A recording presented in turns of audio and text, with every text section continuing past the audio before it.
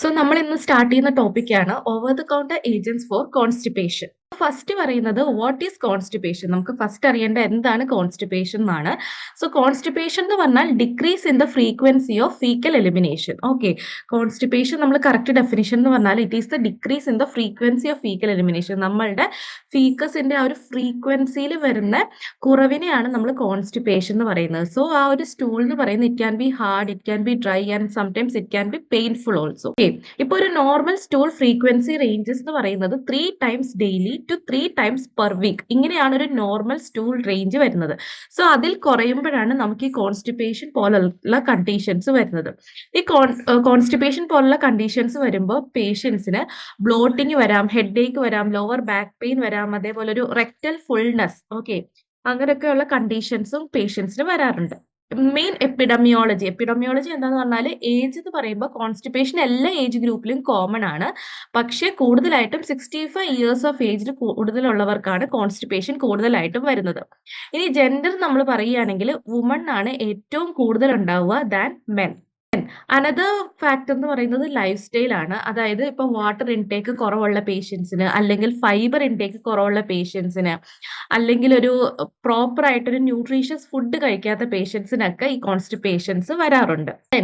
Medication which cos constipation എന്ന് പറയുന്നതാണ് ഇപ്പം അനാൾജസിക്സ്, നാർക്കോട്ടിക് അനാൾജസിക്സ്, അല്ലെങ്കിൽ ഡൈയൂററ്റിക്സ്, അല്ലെങ്കിൽ ആന്റി ഡിപ്രസൻസ്, ആന്റി ഹൈപ്പർ ടെൻസീവ്സ്, അതേപോലെ നോൺ പ്രിസ്ക്രിപ്ഷൻ മെഡിക്കേഷൻ ആയിട്ടുള്ള അയൺ സപ്ലിമെന്റ്സ്, കാൽഷ്യം അല്ലെങ്കിൽ അലൂമിനിയം കണ്ടെയ്നിങ് ആന്റാസിഡ്സ്. സോ ഇതെല്ലാം കഴിക്കുമ്പം നമുക്ക് ഈ കോൺസ്റ്റിപ്പേഷൻ വരാനുള്ള ചാൻസ് വളരെ കൂടുതലാണ്.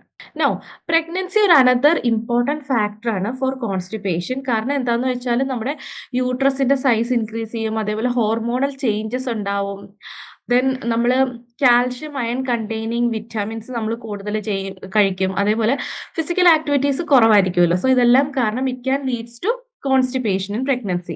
അതേപോലെ some systemic disorders, for example നമുക്ക് ഇൻഡസ്ട്രിയൽ ഒബ്സ്ട്രക്ഷൻ ഉള്ള പേഷ്യൻസിന്, അല്ലെങ്കിൽ ട്യൂമർ ഉള്ള പേഷ്യൻസ്, അല്ലെങ്കിൽ IBS ഇൻഫ്ലമേറ്ററി ബവൽ ഡിസീസ് ഉള്ള പേഷ്യൻസിനൊക്കെ ഈ കോൺസ്റ്റിപ്പേഷൻ വരാനുള്ള ചാൻസ് വളരെ കൂടുതലാണ്.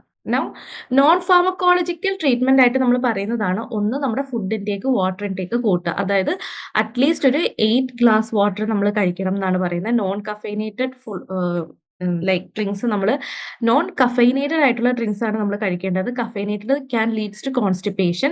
പിന്നെ അതേപോലെ ഫൈബർ കണ്ടെയ്നിങ് ഫുഡ് നമ്മൾ നല്ലപോലെ കഴിക്കണം. സോ ഇതാണ് നമ്മളൊരു ഫസ്റ്റ് പറയുന്ന ഒരു മെയിൻ ആയിട്ട് നമ്മളിപ്പോൾ ഒരു കോൺസ്റ്റിപ്പേഷൻ ഉണ്ടെന്ന് പറയുമ്പോൾ നമ്മൾ ഏറ്റവും കൂടുതൽ പറയുന്ന പോയിന്റ്സ് ആണ് ഫ്ലൂയിഡ് ഇൻടേക്ക് കൂട്ടുക, ഫൈബറസ് ഫുഡ് കഴിക്കൽ കൂട്ടുക, അതേപോലെ നെക്സ്റ്റ് എക്സർസൈസ് കൂട്ടുക. ഓക്കെ, എക്സർസൈസ് കൂട്ടണം, അപ്പോൾ ഒരു ബവൽ ടോൺ മെയിൻറ്റെയിൻ ചെയ്യും. അതേപോലെ ബവൽ ട്രെയിനിങ്, അതായത് മോസ്റ്റ്ലി ഇപ്പം എല്ലാവർക്കും ഒരു കറക്റ്റ് ടൈമിന് ഇപ്പൊ ഡെഫിക്കേഷൻ നടക്കുന്ന ഒരു ആളാണെങ്കിൽ ആ ഒരു കറക്റ്റ് ടൈം ആകുമ്പോൾ അവരുടെ ബോഡി തന്നെ അതിനെ റെസ്പോണ്ട് ചെയ്ത് തുടങ്ങും. ആ ഒരു കറക്റ്റ് റെഗുലാരിറ്റി കൊണ്ടുവരിക എന്ന് പറയാം, ബവൽ ട്രെയിനിങ് ചെയ്യുക എന്ന് പറയും. Next pharmacological treatment. So pharmacological treatment ആണ് ഏറ്റവും ഇമ്പോർട്ടൻറ്റ് ഫോർ ഒരു സിമ്പിൾ കോൺസ്റ്റിപ്പേഷന്. നമ്മൾ സ്റ്റെപ്പ് വൈസ് അപ്രോച്ച് ആണ് ചെയ്യുന്നത്. ഫസ്റ്റ് നമ്മൾ ബൾക്ക് ഫോമിംഗ് ലാക്സേറ്റീവ്സ് കൊടുക്കും ഒരു ഫസ്റ്റ് ലൈൻ ആയിട്ട്. അതിനുശേഷം നമ്മൾ ഹൈപ്പർ ഓസ്മോട്ടിക് ലാക്സേറ്റീവ് കൊടുക്കും ആസ് എ സെക്കൻഡ് ലൈൻ. എന്നിട്ട് നമ്മൾ സ്റ്റിമുലൻ ലാക്സേറ്റീവ്സ് കൊടുക്കും. ഇങ്ങനെയാണ് നമ്മളൊരു ഫാർമക്കോളജിക്കൽ ട്രീറ്റ്മെന്റ് ചെയ്യുക. പിന്നെ മെയിൻ ആയിട്ട് ശ്രദ്ധിക്കേണ്ടത് സെൽഫ് കെയർ ട്രീറ്റ്മെന്റ് എന്ന് പറയുന്നത് ഒരു 7 days ആണ് നമ്മൾ ലിമിറ്റ് ചെയ്യേണ്ടത്. അതിനുശേഷം നമ്മൾ എന്ത് ചെയ്യണം? നമ്മൾ ഡോക്ടറിനെ കാണണം, നമ്മൾ ഫിസീഷ്യന്റെ മോണിറ്ററിംഗിലൂടെ വേണം നെക്സ്റ്റ് ഡ്രഗ്സ് കഴിക്കാനായിട്ട്. ഓക്കെ, സോ ഇവിടെ കുറച്ച് എക്സാമ്പിൾസ് ആണ് പറയുന്നത്. ഇപ്പൊ കോൺസ്റ്റിപ്പേഷന്റെ ബൾക്ക് ഫോമിങ്ങിന്റെ എക്സാമ്പിൾസ് ഇസാപ്പിൾ, സൈലിയം. ദെൻ സ്റ്റിമുലന്റ് ആണെങ്കിൽ senna, aloe, cascara. Then osmotic ആണെങ്കിൽ ഫെനുഗ്രീക്. സം എക്സാമ്പിൾസ് ആണ്. ഇത് സ്റ്റെപ്പ് വൈസ് അപ്രോച്ച് ആണ് നമ്മൾ പറയുന്നത്. സോ നമ്മൾ നെക്സ്റ്റ് സ്ലൈഡിൽ ഓരോന്ന് എന്താണെന്ന് പറയൂ കേട്ടോ. സോ ഫസ്റ്റ് വൺ ആണ് ബൾക്ക് ലാക്സേറ്റീവ് അല്ലെങ്കിൽ bulk foaming laxatives.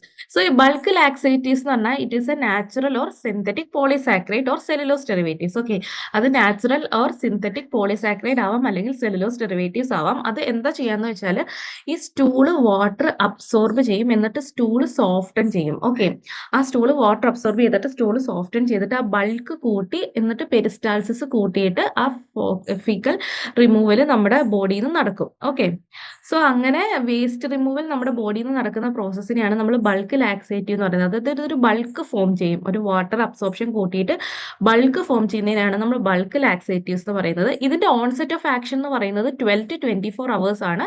Up to 72 hours ആണ് ഇതിന്റെ onset of action. Main adverse reaction എന്ന് പറയുന്നത് ബ്ലോട്ടിംഗ്, അബ്ഡോമിനൽ ക്രാമ്പിംഗ്, ഫ്ലാറ്റുലൻസ്. ഇതാണ് മെയിൻ അഡ്വേഴ്സ് റിയാക്ഷൻസ്. സോ നമുക്ക് കുറച്ച് വാർണിംഗ്സ് നമ്മൾ പറയുകയാണെങ്കിൽ നമ്മൾ ഒബ്സ്ട്രക്റ്റീവ് അല്ലെങ്കിൽ ഒരു ഇൻഡസ്ട്രിയൽ ഒബ്സ്ട്രക്ഷൻ ഉള്ളവർക്ക് അല്ലെങ്കിൽ അതുപോലത്തെ എന്തെങ്കിലും ഡിസോർഡേഴ്സ് ഉള്ളവർക്ക്, ക്രോൺസ് ഡിസീസ് ഉള്ളവർക്കൊക്കെ നമ്മൾ ഇത് കൊടുക്കാൻ പാടില്ല. ഒരു ബൾക്ക് ഫോമിംഗ് ഏജൻസ് നമ്മൾ കൊടുക്കാൻ പാടില്ല. സോ പിന്നെ അതേപോലെ ഫ്ലൂയിഡ് റെസ്ട്രിക്ഷൻ ഉള്ളവർക്ക് നമ്മൾ ഈ ഒരു ബൾക്ക് ഫോമിംഗ് ലാക്സേറ്റീവ്സ് കൊടുക്കാൻ പാടില്ല. പിന്നെ നമുക്ക് ഇതിന്റെ ഷുഗർ ഫ്രീ ഫോർമുലേഷൻസും അവൈലബിൾ ആണ്. സോ ഒരു ഡയബറ്റീസ് ഒരു പേഷ്യന്റ് അല്ലെങ്കിൽ ഷുഗർ അവോയ്ഡ് ചെയ്യേണ്ട പേഷ്യൻസിനാണെങ്കിൽ നമ്മൾ അതിന്റെ ഷുഗർ ഫ്രീ ഫോർമുലേഷൻസ് ആണ് കൊടുക്കുക.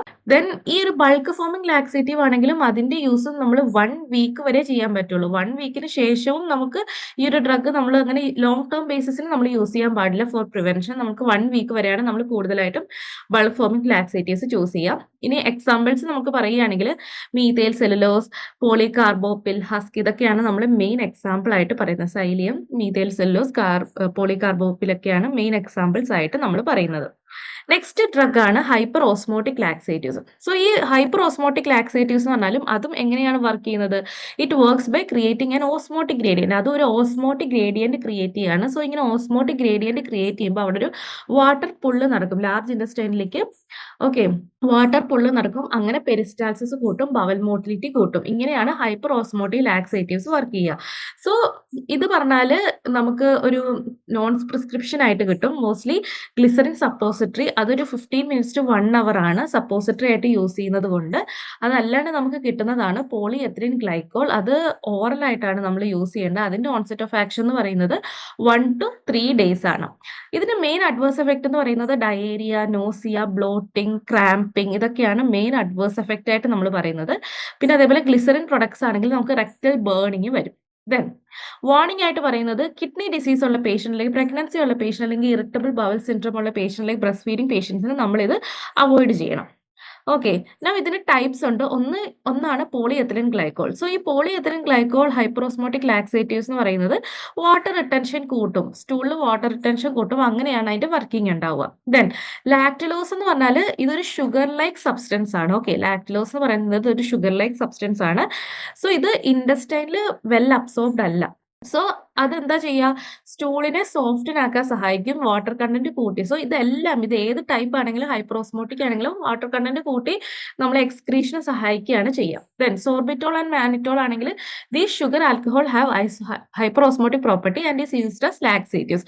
സോ ഈ സോർബിറ്റോളും മാനിറ്റോളും അതൊരു ഷുഗർ ആൽക്കഹോൾ ആണ്. It also has hyperosmotic properties and അതും നമ്മൾ ലാക്സേറ്റീവ്സ് ആയിട്ടാണ് യൂസ് ചെയ്യുക.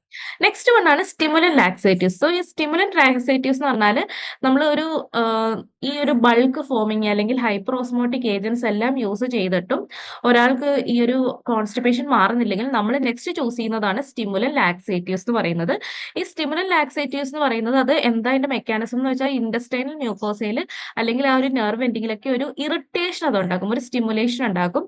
അങ്ങനെ ഒരു നല്ല കോൺട്രാക്ഷൻ ഉണ്ടായിട്ട് നമ്മുടെ ഇൻഡസ്റ്റൈനൽ മസിൽ കോൺട്രാക്ഷൻ ഒക്കെ ഉണ്ടായിട്ട് അവിടെ ബവൽ റിമൂവൽ നടക്കും. അതാണ് അതിന്റെ മെക്കാനിസം ഓഫ് ആക്ഷൻ. സോ അതിന്റെ മെയിൻ എക്സാമ്പിൾ ആണ് ബിസാക്കോഡിൽ. നമ്മൾ ആയാലും ചൂസ് ചെയ്യുന്ന ഒരു ഡ്രഗ് ഫോർ കോൺസ്റ്റിപ്പേഷൻ, ഒരു അഡൾട്ട് ചൂസ് ചെയ്യുന്ന ഒരു സ്റ്റിമുലന്റ് ഡ്രഗ് ആണ് ബിസാക്കോഡിൽ. അതല്ലാണ്ട് സെന്ന വരും, പിന്നെ കസ്കാര, സഗ്രാഡ. ഇതാണ് എക്സാമ്പിൾസ് ആയിട്ട് വരുന്നത്. Onset of action oral preparation ആണെങ്കിൽ 6 to 12 അവേഴ്സും അതേപോലെ റെക്ടൽ ആണെങ്കിൽ 15 to 16 മിനിറ്റ്സും ആണ് വരുന്നത്.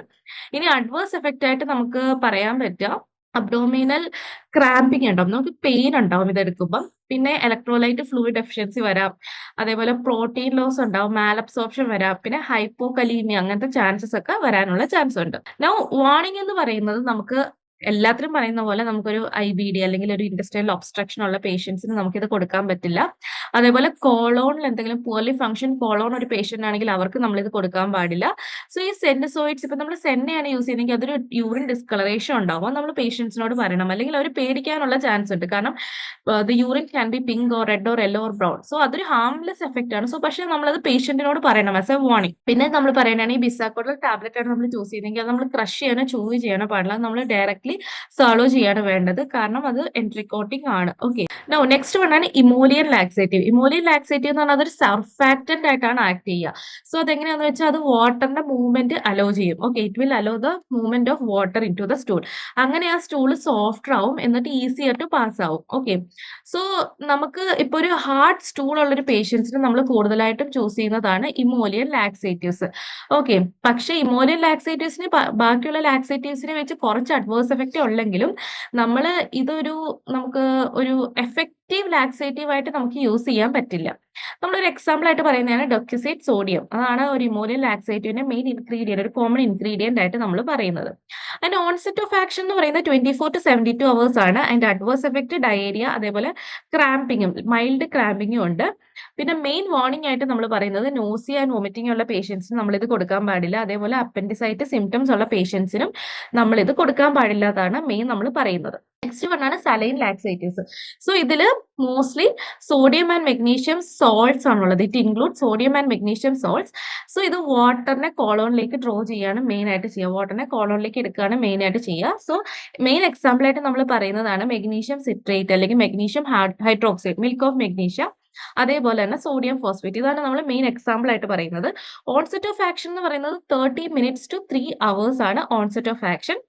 ഓറലി നമുക്ക് ഓറലി 30 minutes to 3 hours, അതേപോലെ നമ്മൾ റെക്ടലി യൂസ് ചെയ്യുകയാണെങ്കിൽ 2 to 5 minutes ആണ് നമ്മൾ ഓൺസെറ്റ് ഓഫ് ആക്ഷൻ ആയിട്ട് പറയുന്നത്.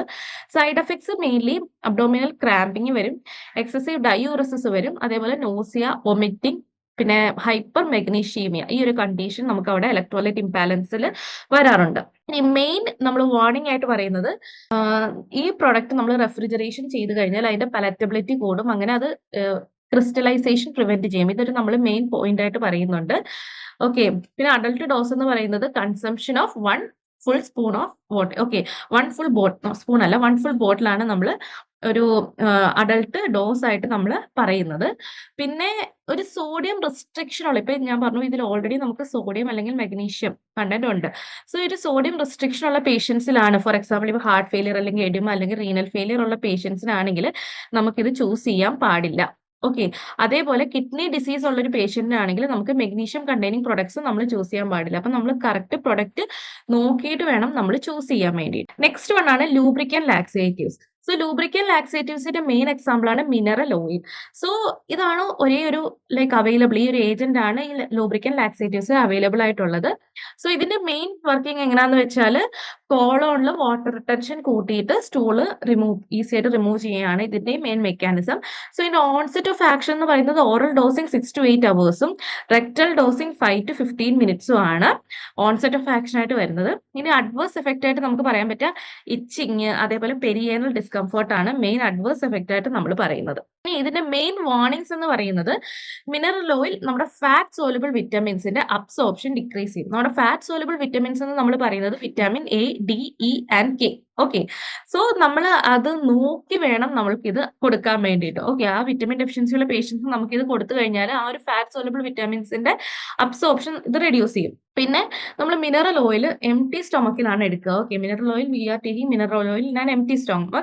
കാരണം എന്താണെന്ന് വെച്ചാൽ ഈ മിനറൽ ഓയിൽ എന്താ സംഭവിക്കുന്നത് വെച്ചാൽ ലങ്സിൽ aspiration, there is a possible aspiration of mineral oil in the lungs. അങ്ങനെ നമുക്കൊരു ലിപ്പിഡ് ന്യൂമോണൈറ്റിസ് കണ്ടീഷൻ വരാനുള്ള ചാൻസ് ഉണ്ട്. ഓക്കെ, സോ അതുകൊണ്ട് തന്നെ നമ്മളിത് ഏർലി മോർണിംഗ് ആണ് എടുക്കുക. അതുകൊണ്ടാണ് നമ്മളിത് ബെഡ് ടൈം എടുക്കരുതെന്ന് പറയുന്നത്. കാരണം ബെഡ് ടൈം ആകുമ്പോൾ ഈ ഒരു കണ്ടീഷൻ വരാനുള്ള ചാൻസ് വളരെ കൂടുതലാണ്. ദെൻ ഈ ഇമോലിയൻസ്, നമ്മൾ ഇമോലിയൻ ലാക്സേറ്റീവ് പറഞ്ഞല്ലോ, അതായത് ഡെക്യുസൈറ്റ് സോഡിയം. സോ അത് ഈ മിനറൽ ഓയിലിന്റെ സിസ്റ്റമിക് അബ്സോർപ്ഷൻ കൂട്ടും, അങ്ങനെ ഹെപ്പാറ്റോടോക്സിസിറ്റി ഉണ്ടാവാനുള്ള ചാൻസ് ഉണ്ട്. ഓക്കെ, ഇമോലിയൻസ് ആയ ഡെക്യുസൈറ്റ് സിസ്റ്റമിക് അബ്സോർപ്ഷൻ കൂട്ടും, അങ്ങനെ ഹെപ്പാറ്റോടോക്സിറ്റി ഉണ്ടാവാനുള്ള ചാൻസ് ഉണ്ട്. അതുകൊണ്ട് തന്നെ നമ്മൾ ഇമോലിയൻ ലാക്സേറ്റീവും ലൂബ്രിക്കൻ ലാക്സേറ്റീവ്സും കൺകമ്മിറ്റന്റ്, അതായത് ഒന്നിച്ച് നമ്മൾ കൊടുക്കാൻ പാടില്ല.